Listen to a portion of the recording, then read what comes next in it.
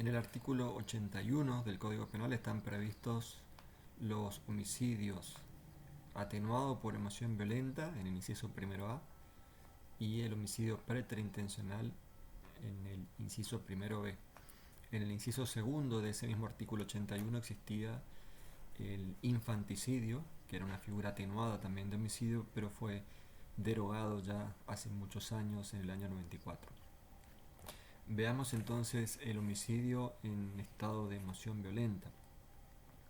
El homicidio en estado de emoción violenta significa un homicidio atenuado. Tiene en principio los mismos elementos que el homicidio simple, es decir, acción, resultado, relación de causalidad, relación de imputación objetiva.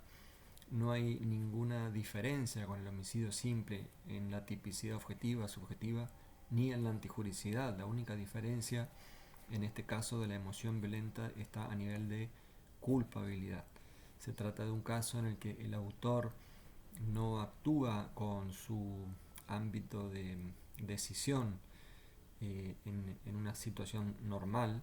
Lo que ocurre entonces es que por ese estado emocional especial que sufre, se va a ver atenuada la culpabilidad. No se le puede reprochar el homicidio de la misma forma en que si se tratara de un homicidio simple.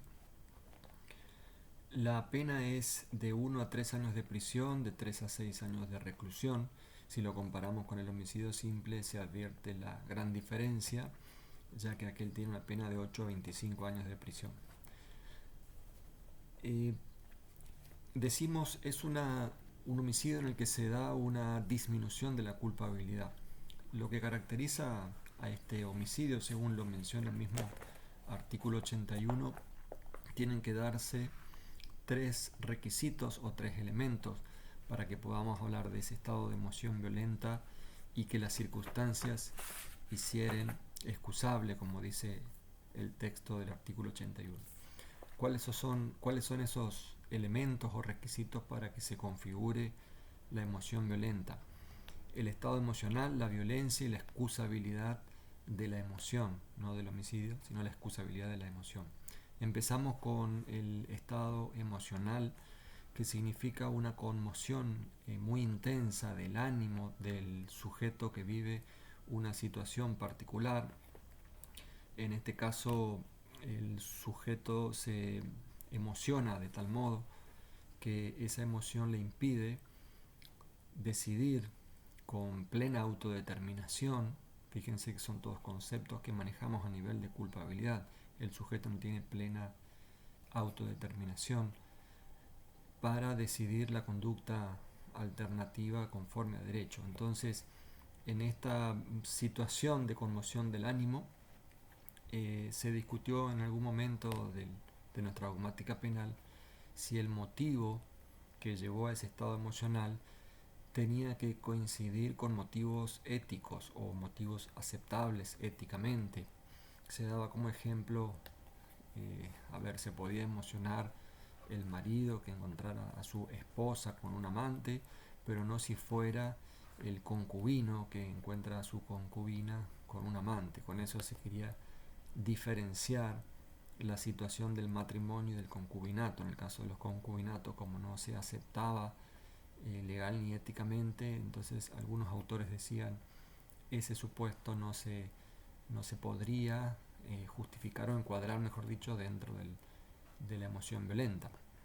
En realidad no hace falta que esos motivos que llevan al estado emocional signifiquen una coincidencia con los valores de la ética imperante en el momento de la sociedad. De manera que no hace falta que esos motivos sean motivos éticos. El segundo elemento es la violencia. Ese estado emocional debe tener tal potencia, tanta fuerza, que disminuya efectivamente la capacidad de reflexión del sujeto activo que va a cometer el homicidio. Se dice debe ser un estado emocional de tal violencia que disminuya los frenos inhibitorios que tiene el sujeto. Este concepto de la emoción violenta indudablemente es un concepto cargado de conocimientos y definiciones médicas, los psicólogos y los psiquiatras en realidad juegan un papel muy importante en todos los casos, en todos los juicios en los que haya que definir o discutir un posible caso de emoción violenta. Esto no quiere decir que lo definan los médicos o los psiquiatras y psicólogos. Obviamente que lo decide el juez y los operadores judiciales son los que van a discutir con argumentos en uno u otro sentido, pero indudablemente es uno de los delitos en los cuales los conceptos de la medicina tienen una gran relevancia. Entonces tiene que tratarse de una disminución de los frenos inhibitorios, no de una exclusión de los frenos inhibitorios, o sea, la capacidad de controlarse el sujeto, porque si se tratara de la inexistencia de esos frenos inhibitorios ya hablaríamos de inimputabilidad, y la inimputabilidad provoca la exclusión de la culpabilidad, la inexistencia de delitos. Entonces, en este caso decimos no se pierden los frenos inhibitorios, se disminuyen los frenos inhibitorios. Estado emocional, violencia, y el tercer elemento, la excusabilidad del estado emocional, no la excusabilidad del homicidio en sí mismo. Es decir, lo que se excusa no es el acto de dar muerte, lo que se excusa es la reacción ante esa determinada situación que le representa una situación que lo lleva a la ira y al descontrol al sujeto activo. Tiene que ser una situación comprensible, de eso se trata la excusabilidad, que sea comprensible desde una perspectiva objetiva, es decir, que podamos decir que por ese motivo otra persona normal se hubiera reaccionado de una manera similar. Hay que aclarar algo importante con respecto a los casos en que hubiera una falta de coincidencia entre lo que ocurre en la realidad y lo que el autor se representa. Es decir, ¿qué pasa si el autor se representa una situación objetiva que en realidad no existe? Por ejemplo, el padre que cree que están abusando sexualmente de su hijo cuando en realidad entendió mal la situación y entonces reacciona contra quien él cree que es el abusador, que sería el maestro, el profesor, y en realidad está tratando de atender o asistir al niño. Supongamos que no sea una situación de verdadero abuso como el padre lo creyó, sin embargo este reacciona de una manera tal que va a provocar la muerte de esa persona. Es un caso de error sobre la situación que llevaría al estado de la emoción violenta.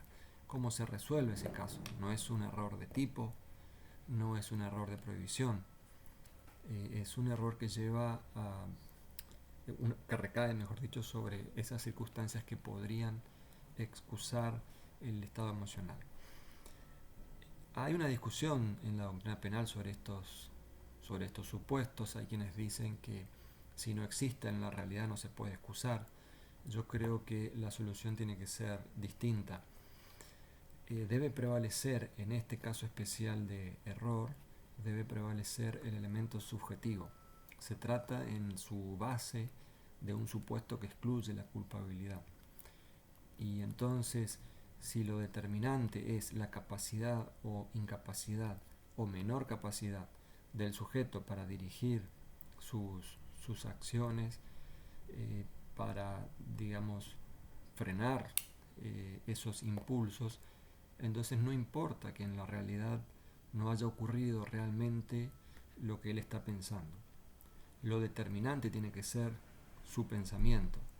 Entonces, aunque esté en un supuesto de error sobre las circunstancias que excusarían el estado emocional, hay que considerar que estaría en este supuesto del homicidio en estado de emoción violenta y hay que encuadrarlo dentro del artículo 81 con esta pena disminuida. Con respecto a los partícipes, que pueden existir partícipes en un homicidio, en principio los partícipes no se les disminuye su responsabilidad penal, se rigen el criterio de los artículos 46 a 48 del Código Penal, pero es repito, un caso que solo disminuye la culpabilidad, en principio, del sujeto activo. Con respecto a su posible aplicación a otros delitos, vale aclarar lo siguiente: en el Código argentino no está prevista esta disminución por emoción violenta para otras figuras, no está prevista tampoco en la parte general la figura de la culpabilidad disminuida, que sí la tienen otros códigos penales modernos, como por ejemplo el español y el alemán. Entonces hay autores, Zaffaroni concretamente en la Argentina, que en su momento postularon la aplicación de este artículo 81 del estado de emoción violenta, la aplicación para distintas figuras de la parte especial en las que se pueda imaginar que el sujeto actúe también en este estado emocional especial. Por ejemplo, al delito de amenaza se le podría aplicar.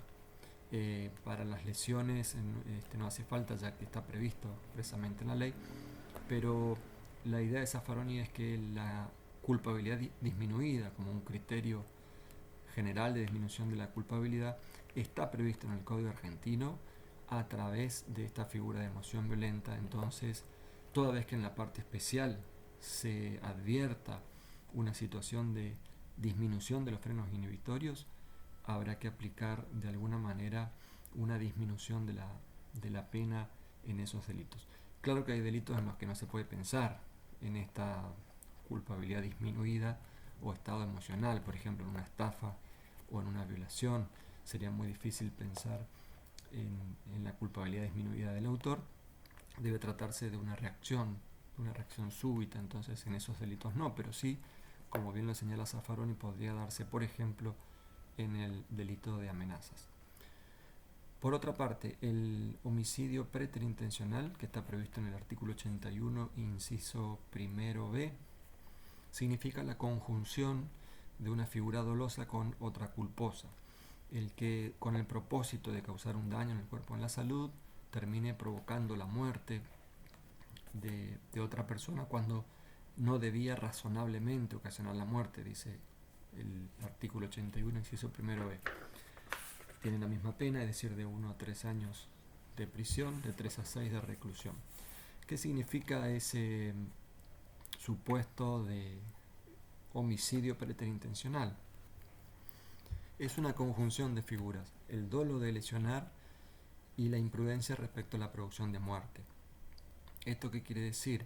El autor tiene que tener el dolo, la intención de provocar una lesión en la víctima. Ahí hay una discusión sobre si ese dolo necesariamente tiene que ser dolo directo. Muchos autores dicen solo se admite el dolo directo, otros dicen también hay que admitir el dolo eventual y el dolo indirecto. Yo creo que esta es la solución correcta. También hay que admitir el dolo indirecto o eventual de lesión, porque si no lo hiciéramos así, tendríamos que, en un caso de dolo eventual de lesionar y homicidio imprudente, nos saldríamos del artículo 81, tendríamos que ir al concurso entre una lesión y un homicidio y homicidio culposo, y nos podría llevar a una pena mayor. Entonces se va a dar la incoherencia de que un dolo eventual o dolo indirecto, que se considera más leve que el dolo directo, va a tener una pena más grave que el dolo directo. Entonces, en conclusión, considero que está bien incluir también la posibilidad de dolo indirecto y eventual de las lesiones. Con respecto a la muerte, tiene que tratarse de una imputación a título de imprudencia, es decir, que esa conducta dolosa de lesionar al mismo tiempo tiene que ser imprudente o culposa respecto al resultado muerte. Como toda figura preterintencional provoca confusión y sería aconsejable quitarla del código, teniendo en cuenta que no habría ninguna laguna en la legislación si lo hacemos, porque de todos modos el caso se resolvería con las reglas del concurso de delitos. Se aplicaría la pena del delito de lesión dolosa en concurso con el homicidio imprudente. Finalmente, en el artículo 82 están previstos supuestos especiales en el que se establezca las circunstancias. Dice, cuando en el caso del inciso primero del artículo 80 concurriere algunas de las circunstancias del inciso primero del artículo anterior, o sea, muerte en estado de emoción violenta o homicidio preterintencional, la pena será de reclusión en prisión de 10 a 25 años. Es un supuesto especial de estos homicidios atenuados por emoción violenta o preterintencional para el caso en que exista ese vínculo que describe el artículo 80, inciso primero, y se le impone una pena que es superior a la pena del homicidio simple, porque en su mínimo es de 10 años, lo cual genera discusiones sobre si está bien o no está bien esta escala penal, sobre todo en el caso del preterintencional, cuando exista ese vínculo entre autor y víctima.